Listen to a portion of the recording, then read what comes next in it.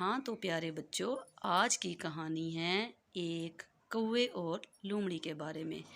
ایک دفعہ کا ذکر ہے کہ ایک کوا بہت بھوکا تھا اور وہ کھانے کی تلاش میں ادھر ادھر بھٹکتا رہا کہ اچانک اس کی نظر زمین پر پڑی اور اسے وہاں پر ایک چیز کا ٹکڑا نظر آیا۔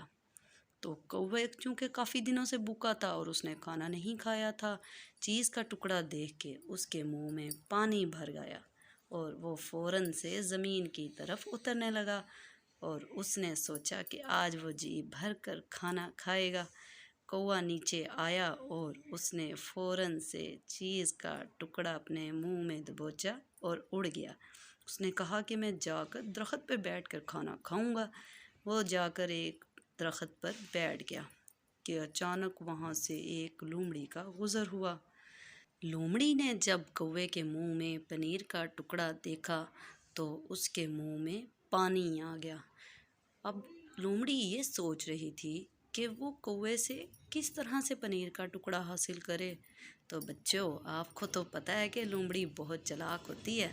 لومڑی کے ذہن میں ایک ترکیب آئی اور لومڑی کوے سے کہنے لگی، پیارے بھیا، آپ اتنے دنوں سے کہاں تھے؟ میں آپ کو کب سے تلاش کر رہی ہوں۔ پورے جنگل میں آپ کی آواز کا شور مچا ہوا ہے۔ سب جانور آپ کی آواز کی بہت تعریف کر رہے ہیں۔ مہربانی کر کے مجھے اپنی آواز میں ایک گانا سنا دے۔ کوا اپنی خوشامد سن کر بہت خوش ہوا۔ لومڑی نے جب یہ دیکھا کہ کوا اس کی تعریف سن کر بہت خوش ہو رہا ہے تو لومڑی نے مزید کوے کی تعریفیں شروع کر دی اور اس سے کہا کہ آپ سے درخواست ہے کہ آج آپ اپنا گانا مجھے بھی سنا ہی دیں۔ ادھر کوے میاں اپنی تعریفیں سن کر بہت خوش ہو رہے تھے۔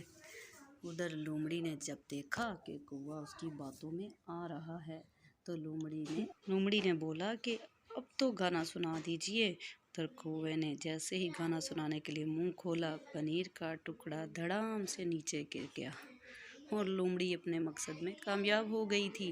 وہ جو چاہتی تھی وہ ہو گیا۔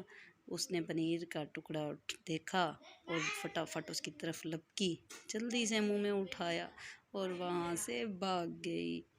اتنے میں جب کوے کو ساری بات کی سمجھ آئی تو کوا بہت پچھتایا۔ اسے ساری بات سمجھ آ گئی تھی کہ لومڑی اس کی تعریفیں کیوں کر رہی تھی۔ تو بچوں، اس سے یہ سبق ملتا ہے کہ خوشامد بری بلا ہے، کسی کی خوشامد میں نہیں آنا چاہیے۔